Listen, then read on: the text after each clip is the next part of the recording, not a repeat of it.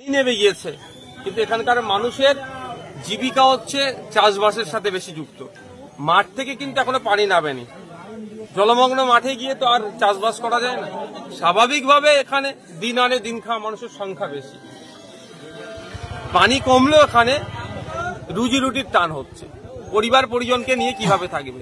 আজ থেকে এক সপ্তাহ আগে যখন এই ঘটনা ঘটছিল, আমরা কিন্তু একটা আমাদের পার্টির পক্ষ থেকে অফিসিয়াল স্টেটমেন্ট দিয়েছিলাম যে এটার সমাধানের পন্থা আমাদের খুঁজে বার করতে হবে, স্থায়ী সমাধানের। কারণ খানাকুলের অল্প বৃষ্টি হলেও নাকি শুনি ডুবে যায়।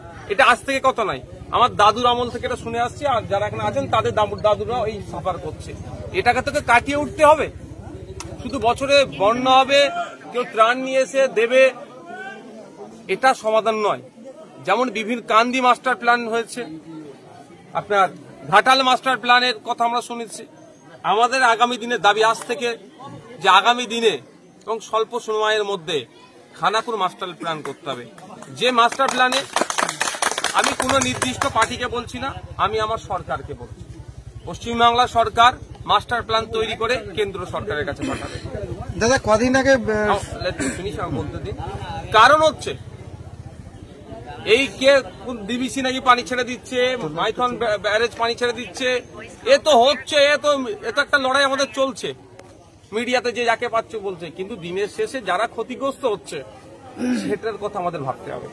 তাই ভাবার এই ক্ষতিগ্রস্ত আগামী দিনে না হয় তার জন্যই হচ্ছে, এর থেকে বাঁচার উপক্রম হচ্ছে মাস্টার প্ল্যান করতে হবে। যে এখানকার যে ওই ফ্রি বছরে একটু বৃষ্টি হলেই যে ডুবে যাচ্ছে তার হাত থেকে রক্ষা করার জন্য, তার জন্য আছে ব্যবস্থা। আমরা অনেক সময় দেখছি কি বলছে, বাঁধ ভেঙে গিয়ে গ্রামে পানি ঢুকে যাচ্ছে। তো বাঁধটা কেন ভাঙছে? স্বাভাবিকভাবে বাঁধগুলো প্রায় 50 বছর 60 বছরের তৈরি মাটির বাঁধের জন্য। এখন আর মাটির বাঁধ নয়, এখন কংক্রিটের বাঁধের কথা হচ্ছে।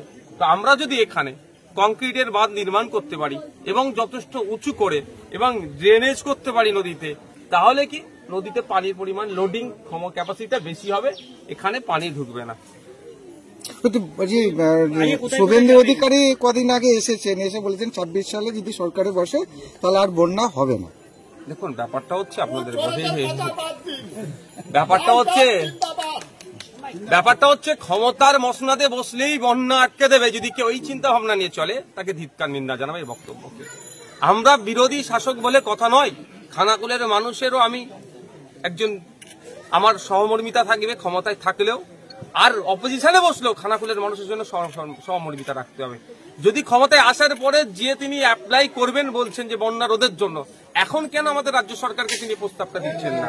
এখন উনি আমাদের রাজ্য সরকারকে প্রস্তাবটা দিন বন্যা রোধের জন্য কি কি করতে হবে। যদি রাজ্য সরকার সেই প্রস্তাবকে না মানে, খানাকুলের মানুষ সোচ্চার হবে। সেই ফর্মুলাটা এখন বাতলা দিক না, ও ক্ষমতায় আসলে ফর্মুলা বলবেন, না হলে বলবেন না। এই রাজনীতি করতে আমরা চাই না। তবে এখানে দাঁড়িয়ে একটা কথাই বলবো, এই মুহূর্তে দাঁড়িয়ে রাজ্য সরকারের উচিত হবে পর্যাপ্ত পরিমাণে ত্রাণের ব্যবস্থা করা। কাজ দিতে পারবে না এই মুহূর্তে, আমি মানছি 100 দিনের কাজ নিয়ে যা ঘটনা হয়েছে না হয়েছে সে বিতর্কে আমি যাব না।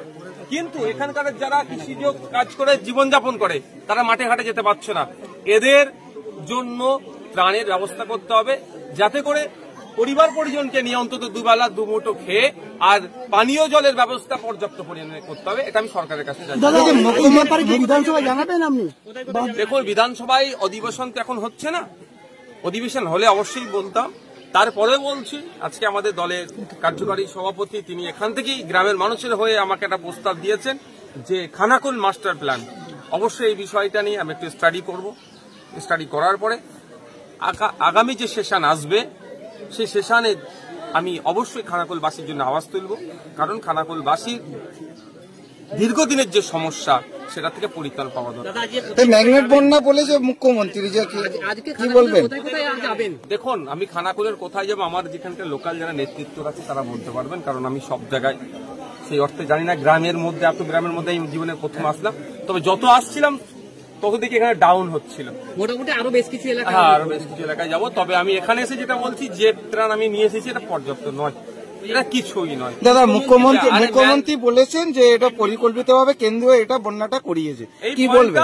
দারুণ একটা কোশ্চেন আপনারা রেজ করেছেন। আমি আপনাদের বলি, ভারতবর্ষের সংবিধান আছে, সেই সংবিধানের 131 নম্বর ধারায় উল্লেখ আছে রাজ্য যদি সংঘাত হয়, রাজ্যর সাথে যদি কেন্দ্রের সংঘাত হয়, তা নিরসন করার জন্য 131 নম্বর ধারা তুলে সুপ্রিম কোর্টে যেতে পারে। এবার ব্যাপারটা বলুন, আপনি আমাকে প্রতিদিন পিটাচ্ছেন, আমি রাস্তায় বলে বেড়াচ্ছি আমাকে পিটাচ্ছে, আমাকে পিটাচ্ছে, আমাকে পিটাচ্ছে। পিটানোর হাত থেকে, মারের হাত থেকে বাঁচতে গেলে কি করতে হবে? লোকাল থানাতে গিয়ে একটা জিডি করতে হবে, এফআইআর করতে হবে।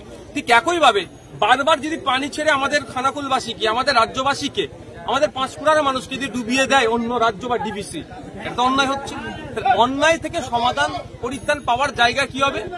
অন্যায় থেকে পরিত্রাণ পাওয়ার জায়গা হবে ওই সংবিধানের 131 নম্বর ধারাকে উল্লেখ করে সরকারের বিরুদ্ধে মামলা করা, ডিবিসির বিরুদ্ধে মামলা করা, কেন্দ্র সরকারের বিরুদ্ধে মামলা করা।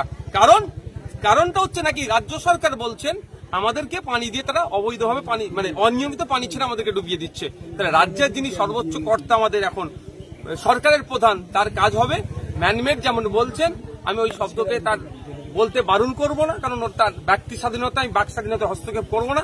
কিন্তু আমি একজন বিধায়ক হিসাবে খানাকুলবাসী, পাঁশকুড়াবাসী সহমর্মী, মানে আমার কষ্ট লেগেছে, বেদনা লেগেছে, সেই সহমর্মিতার দিক থেকে বলবো রাজ্য সরকারকে আমি অ্যাডভাইস করব যে আপনি অবিলম্বে সুপ্রিম কোর্টে যান এবং 131 নম্বর ধারাকে সংবিধানের সামনে রেখে, তাহলে আমরা জয়ী হব। আর না হলে ম্যানমেড বলে শুধু বন্যার সময় আসবে, ঘুম ভাঙবে, আমারও ঘুম ভাঙবে, শুভেন্দু বাবুরও ঘুম ভাঙবে, মমতা ব্যানার্জিরও ঘুম ভাঙবে, অত চলবে না। বন্যা মিটে গেলেও আর বন্যা চলছে, তার মধ্যে 11.5 মাস, 11 মাস, এই 11 মাস আমরা ঘুমাই কেন? এই 11 মাস এটা নিয়ে আমরা চিন্তা ভাবনা করি না কেন? আজকে এখানে যারা আছেন, যারা 60-70 বছর বয়স, যার বাবাদের বয়স, তারা কেউ শ্মশানে গিয়েছে, কেউ কবরস্থানে গিয়েছে, দেশ স্বাধীনের আগে থেকে খানাকুল ডুবছে। এর থেকে পরিত্রাণ পাওয়ার কি রাস্তা বার করা হয়েছে? শুধু ম্যানমেড বলে এড়িয়ে গেলে হবে না। আপনি সরকারের প্রধানে আছেন, আপনার কাজ হবে এই সমস্যার সমাধান করা।